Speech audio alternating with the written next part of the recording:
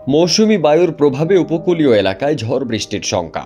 এরই মধ্যে আগামী ৪৮ ঘন্টায় সাগরে লঘুচাপ সৃষ্টি হতে পারে বলে জানিয়েছে আবহাওয়া দফতর। একই সঙ্গে দেশের বিভিন্ন অঞ্চলে অতি ভারী বৃষ্টির সঙ্গে তাপমাত্রা কমারও তথ্য মিলেছে। ২ অক্টোবর রাতে আবহাওয়ার ৭২ ঘন্টার পূর্বাভাসে এ তথ্য জানানো হয়েছে। এতে বলা হয়, মৌসুমী বায়ুর অক্ষের বর্ধিতাংশ উত্তরপ্রদেশ, বিহার, পশ্চিমবঙ্গ ও বাংলাদেশের মধ্যাঞ্চল হয়ে আসাম পর্যন্ত বিস্তৃত রয়েছে।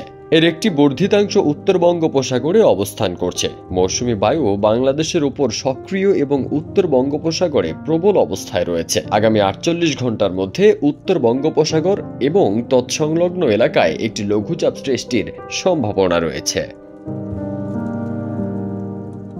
এ অবস্থায় আগামী ২৪ ঘন্টায় রংপুর, রাজশাহী, ঢাকা, ময়মনসিংহ, খুলনা, বরিশাল, চট্টগ্রাম ও সিলেট বিভাগের অধিকাংশ জায়গায় অস্থায়ীভাবে দমকা হাওয়া সহ হালকা থেকে মাঝারি ধরনের বৃষ্টি ও বজ্রসহ বৃষ্টি হতে পারে। একই সঙ্গে দেশের কোথাও কোথাও মাঝারি থেকে অতি ভারী বর্ষণ হতে পারে। এ সময় দিন এবং রাতের তাপমাত্রা ১ থেকে ৩ ডিগ্রি সেলসিয়াস কমতে পারে।